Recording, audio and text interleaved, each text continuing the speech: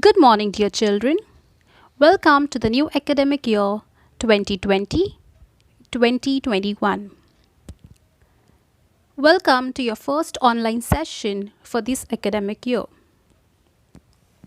I'm pretty sure you are very enthusiastic to learn.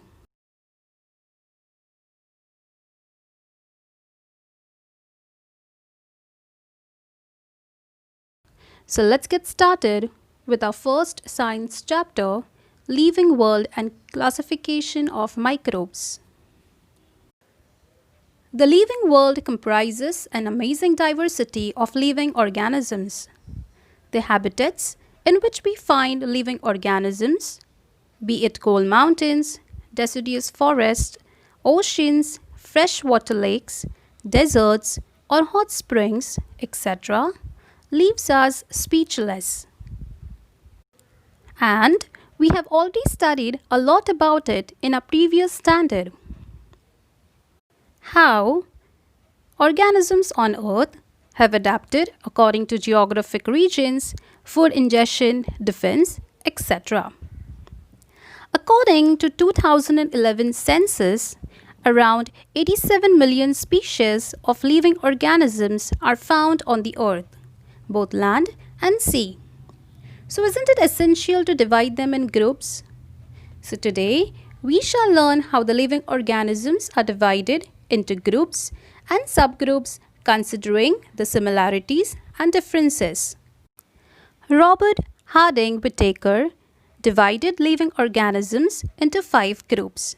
But before him, there were many scientists who contributed the study.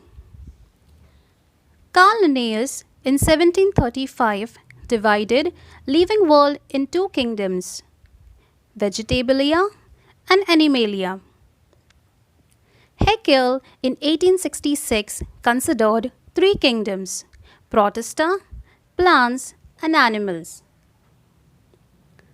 Chatton in 1925 created 2 groups, prokaryotes and eukaryotes. Copeland in 1938 divided living organisms into 4 kingdoms, Monera, Protista, plants and animals. This process of dividing living organism into groups and subgroups is called biological classification. Robert Harding Whittaker was an American ecologist. In 1969, he divided living organisms into 5 groups. But when he divided it into 5 groups, he considered the following criteria. First, complexity of cell structure. That is, if the cell belongs to prokaryotic or eukaryotic.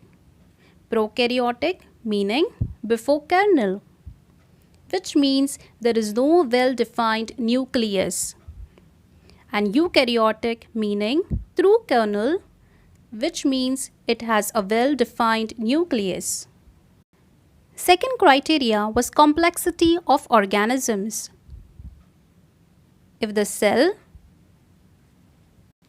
organism is unicellular, that is single cell, or it is multicellular with many cells. Third was the mode of nutrition. Plants are autotrophic, that is, they can prepare their own food by the process of photosynthesis. Fungi are saprophytic, meaning they cannot prepare their own food and they depend upon dead organisms for their food. And animals are heterotrophic and ingestive. It means animals cannot prepare their own food, but they depend on plants or animals for their food. Fourth was the lifestyle. Plants produce the food, so called as producers. Animals consume, and so called as consumers. And fungi decomposes and called as decomposers. And fifth was the phylogenetic relationship, which means the evolutionary development where living organisms share a common ancestry, from prokaryotic to eukaryotic, or from unicellular to multicellular. Because of this criteria, phylogenetic placing of different groups was possible, separation of prokaryotes from eukaryotes, and many problems were solved. So let's look into the five kingdom system of classification. Living organisms are mainly classified into two types, prokaryotes and eukaryotes. Prokaryotes have unicellular organisms and eukaryotes have unicellular organisms as well as multicellular organisms. Under prokaryotic unicellular, we have kingdom 1, Monera. Under eukaryotic unicellular, we have kingdom 2, Protista. And under eukaryotic multicellular organisms, we have three kingdoms. Kingdom 3, Fungi. Kingdom 4, Plantae. And kingdom 5, Animalia. Please go through this five kingdom system of classification one more time.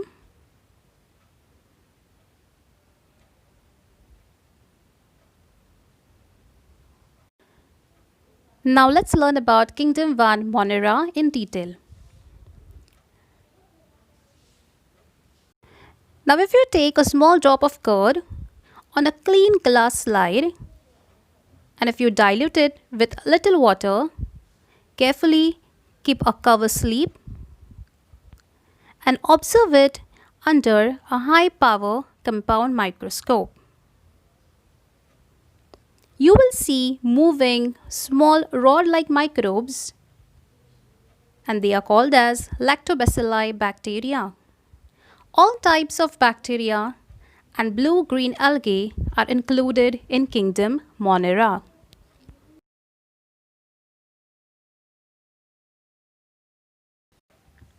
Now, as seen earlier, Monera is placed under unicellular. So, our first point for the characteristic remains, all the organisms are unicellular.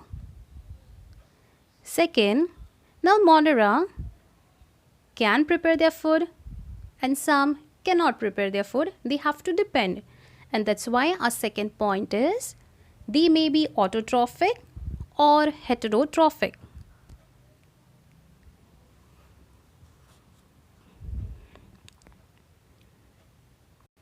Monera is also placed under prokaryotes.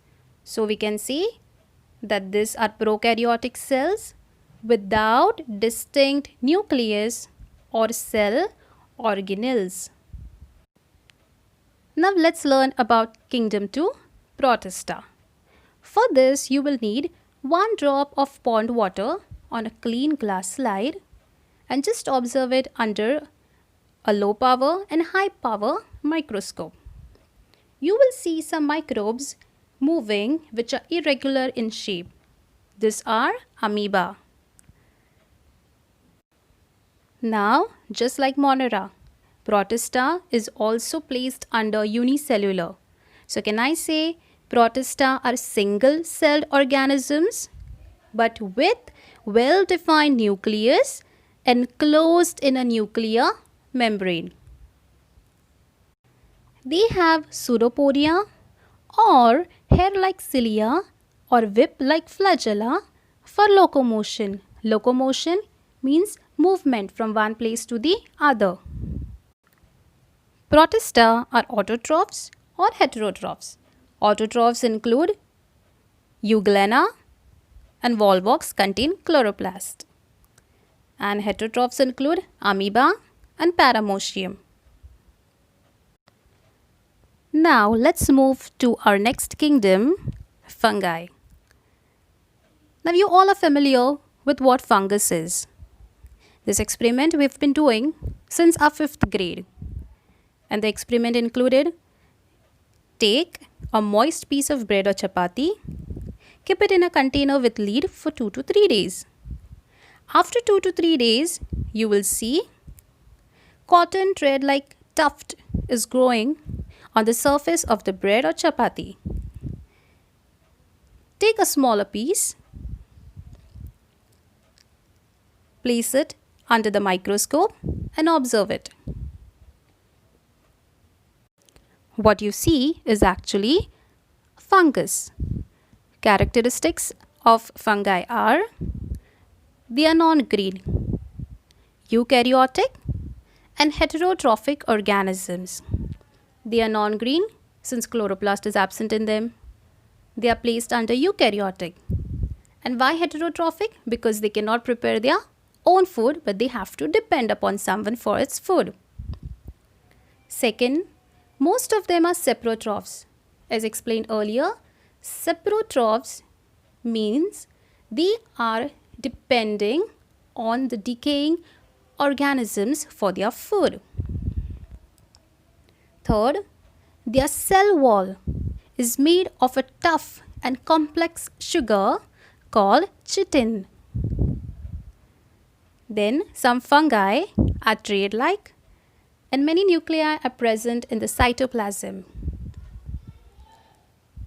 Examples: baker's yeast, aspergillus, penicillin, and mushrooms.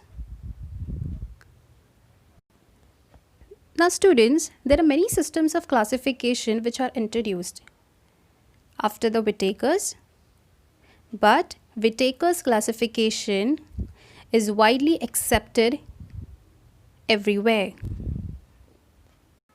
Now that we have seen up to here, in the next session you'll be learning more about microorganisms and its classification.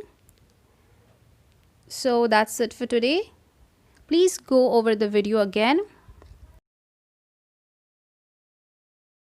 And I hope you have understood the concept very well, and we shall meet in the next session. Thank you.